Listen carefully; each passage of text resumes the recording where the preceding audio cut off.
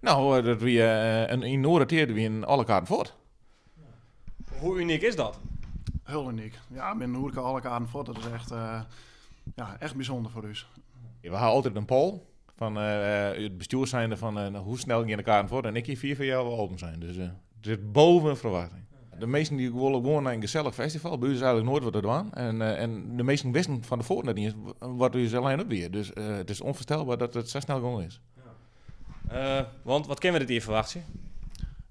Onder andere Guus Meeuwers, Gal Nering, Miss Montreal, Jet Rebel, Van Velzen, Whalen. Nou, mis ik nou een hulprutte, maar...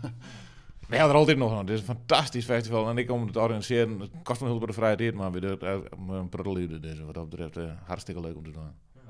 Hoe zit dat? Mensen die nou toch geen kaart krijgen. Nou, er is nog een soort van laatste mogelijkheid, hè?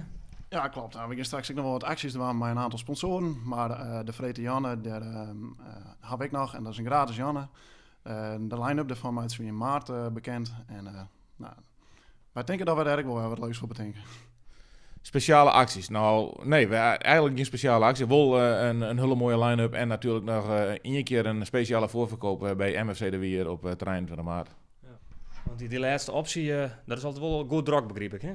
Ja, dan is het de meesten s'nachts al verder door. Ze er binnen ongeveer 150 kaarten die we daar verkeving in. En dat is echt speciaal. Dat is groeit om oertruppers ik de kans te gaan om die oorlog te gaan. Dus dan ben er 150 kaarten voor €24. En dan moet je er echt bij wezen. Dan moet je er echt bij werden. En daarom is het s'nachts al gewoon verder door.